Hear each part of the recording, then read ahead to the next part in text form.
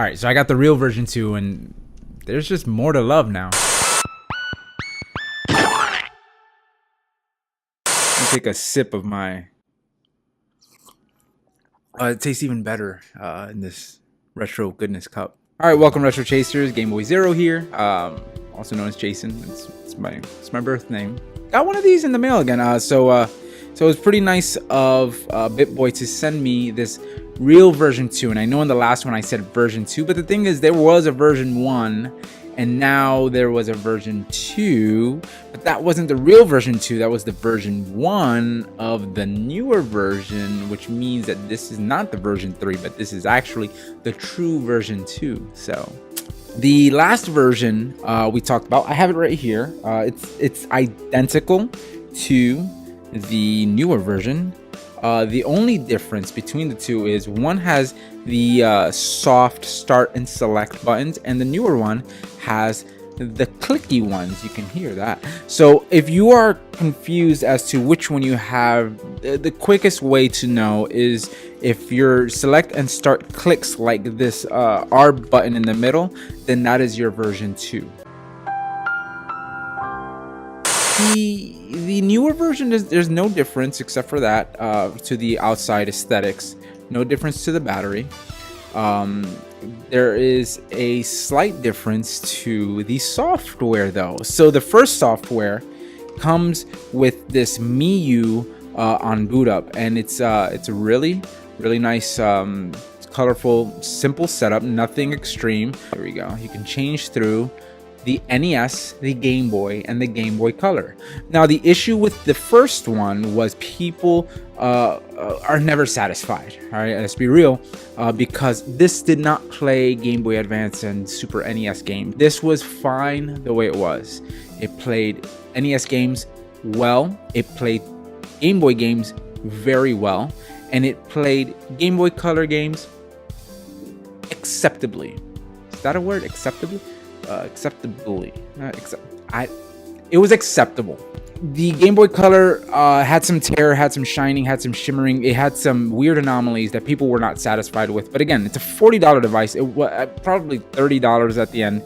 Developers have heard the cries of the people, rather, and they decided, let's create a custom firmware where we can boot up on this device and extend it to different formats, different systems, and they did. And the version 2 came out. Now the version 2 is wonderful. Now we already know that in the first one, I explained in the last video that I loved its size, I loved its portability, I loved its battery, and I loved the screen. The screen is I believe it's like an ISP screen. It's super crisp, super bright, super clean. I was happy with the first one, being that I do have a GameBoyZero, which has Raspberry Pi, and it plays very well, and I've displayed it in videos before.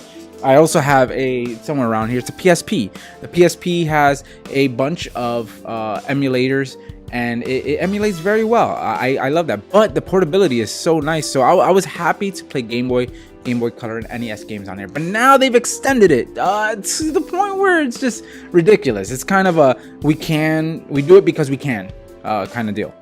And now this plays DOS games, it plays NES, it plays Neo Geo, it plays Wonder Swan, Stella PCE games, Sega Master System. Obviously it plays Game Boy Color games, but now it plays Game Boy Advance games. You're welcome, people.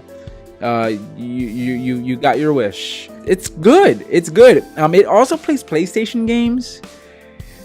I mean, it's a hit or miss with a lot of the games. I was playing Castlevania. It plays that fine.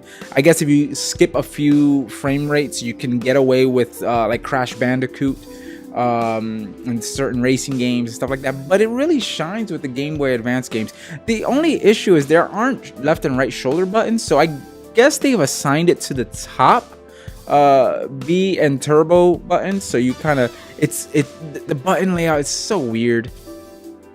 So like this is your A and this is your B, and then these are your shoulder buttons, and it varies on different systems. So different systems have different button layouts. It can get frustrating on some games. Like I was trying to play Super Turrican for the SNES on it, and I know that if I press, I need my LNRs for something like a power up, or I forget what it is, but there are certain games that require that LNR and you can't get away with it.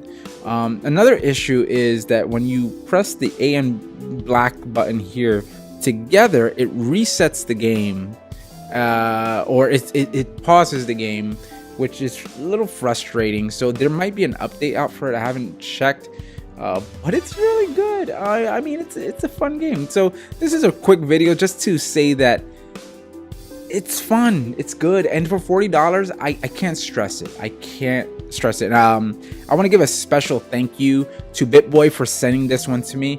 I love it. I love it. It's great for me. I have to go on a trip in a few weeks, and I'm taking this with me. The last one, I went to LA and I took my Switch and this, and I played this more than my Switch. And that just goes to say how awesome this system is. I'd much rather play retro games than play the newer games. So thank you, BittBoy, for letting me have another one. I don't know what to do with this one yet. I want to give it to the kids, but I kind of want to do a giveaway. I don't know. Let me know in the comments below if I should do a giveaway. No big deal. But yeah, it's good. Get a BittBoy, man. It's a no-brainer. Yeah, you can emulate on anything. It's not the point. This is the handheld for you. Do you have a version 2 BittBoy? Do you have a BittBoy? Do you want one? Let me know down below. I'd love to hear from you. I love your comments. I read them all, and I try to respond to them all. So thank you for tuning in. Thank you for following me, and I hope to see you in the next one. Deuces.